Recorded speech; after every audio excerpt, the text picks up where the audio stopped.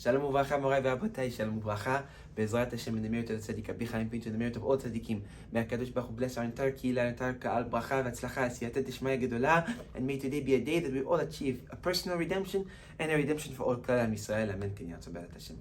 You know, but today we're thinking about this week's parasha, and we came with a beautiful little thought that can really help us evaluate where we should put our energy and effort in our life and where we should not.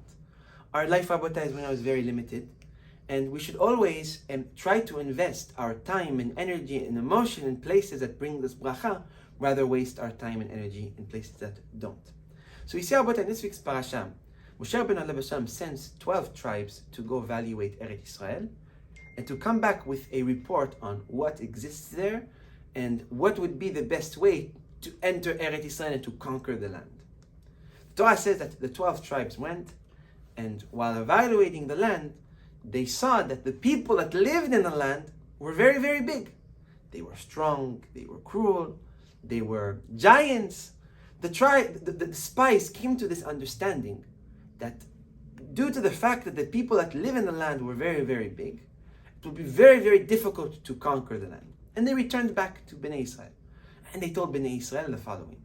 They said, we went into the land, and the people that live there are humongous. Where they even went as far as saying that we felt like bugs in front of them. How will we be able to conquer such a land?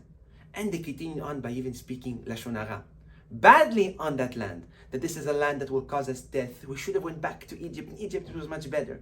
And they end up showing lack of gratitude for the land that Hashem promised them, their ancestors, and was going to give them essentially. Torah says that even though that there was a spies that spoke Lashon Hara and saw the land to be a very, very bad land, there were two spies amongst them that thought completely differently. That they did not include themselves with the sin of the Lashon Hara and with the sin of being ungrateful for the land that Hashem gave them. And that was who? Yoshua and Caleb. Yoshua ben Nun and Caleb ben Yefuneh. The Torah says that Yoshua ben Nun and Caleb ben Yefuneh, they didn't think the same way.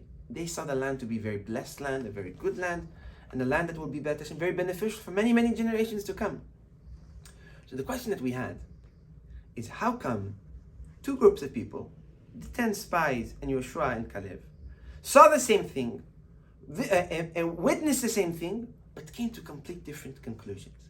Where Yoshua and Caleb saw it as a big blessing, and the other spies felt like bugs in front of these giants of people. What was the difference between both of their mind processing and both of their mind thoughts that brought them to such different conclusion? One speaking badly about the land and speaking Lashon Hara about the gift of Hashem, and the other being very happy and praising the land of HaKadosh Baruch Hu. So in order to understand this, we said maybe we can look at a natural tendency of a behavior that we do on a daily basis, whether if we like it or whether if we don't. In our day-to-day actions, we tend to be very, very judgmental, or very, very curious, or the desire to evaluate our surroundings. And that includes the home that we live in, the place that we live in, but also the people that are around us. Where we tend to be very, very energetic and very, very busy by evaluating each individual for what's good traits, what's bad traits, evaluating who are good people and who are bad people. In our nature, we are very, very curious about the people that surround us. And unfortunately, in some cases, we come to a place of evaluating most of our life in others versus in ourselves. And in reality, nothing could be more detrimental and harmful to an individual than investing his time in evaluating others rather than evaluating himself. And the reason is very simple. The reason that when a person evaluates others, he's evaluating something that he can't change. He's evaluating something that he cannot influence. He's evaluating something that he won't necessarily be able to affect his life in a positive manner.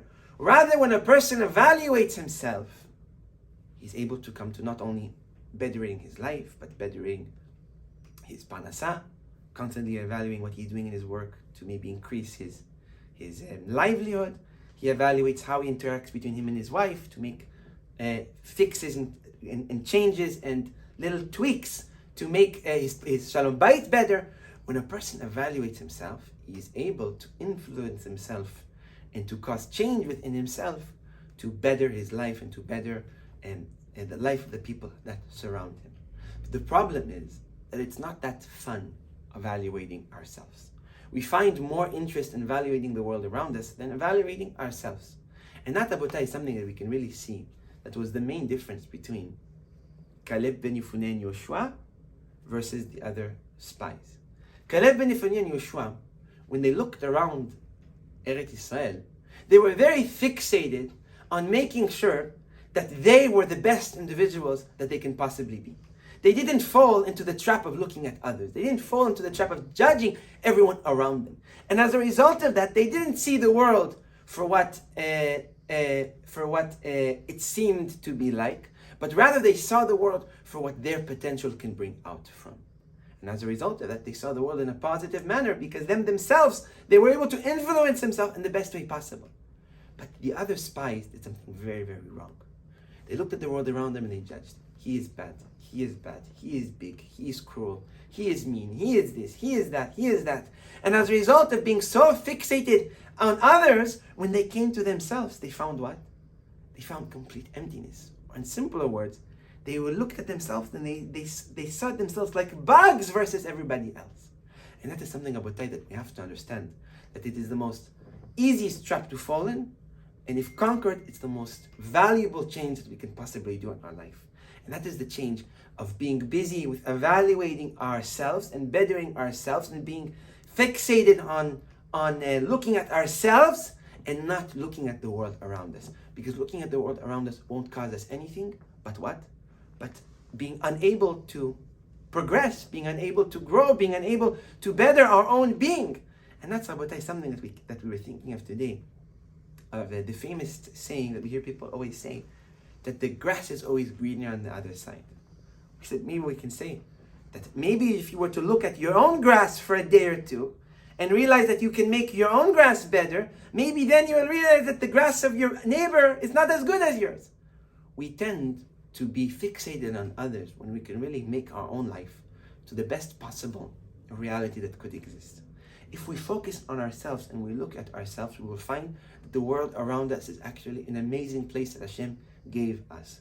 And that is actually one of the biggest gifts that HaKadosh Baruch Hu gave us as Bnei Adam. There's a deep teaching in the Ramak that talks about the differences between angels and Neshamot. Because in reality, we know that angels are a spiritual being and Neshamot are a spiritual being. What's the difference between them? How do one and the other act differently? What are the capabilities of one another? What is the difference between one another? Maybe they're really almost the same. And if they're not, what makes them different? And the Ramak in the Pardes Monim gives a beautiful answer. He says the difference between an angel and a Neshama, and what makes an angel much lesser capable than a Neshama, is the ability and the capability to influence on himself. Angels, some of them are very powerful beings. Some of them are very big creations. Some of them hold a lot of power in the worlds above. But what they are unable to do is influence themselves. They are unable to have a personal evaluation and better themselves in their own way. And that's why we said they're dependent on Hashem to pick them up higher. They're dependent on the situation of their surroundings to grow, being that they are unable to make change within themselves, being unable to create an influence on themselves. Rather, an Neshama has something completely different. He has his gift of a creator, a gift of being able to influence one's self. That, Rabotai, is the biggest gift that HaKadosh Baruch Hu gave us. Not the ability to be judgmental on those who are around us, but rather the ability to be able to look into ourselves, to see where we could create positive change and make that change be the beacon of living happier lives, living better lives, living more blessed lives, and living lives full of Kedusha and Tara. So Be'ezrat Hashem, in the midst of all tzaddikim, HaKadosh Baruch Hu give us the ability to look at everything but everything. To look only at ourselves. And the more that we will be able to look at ourselves and evaluate ourselves, we will live lives full of bracha v'atzlacha. Amen.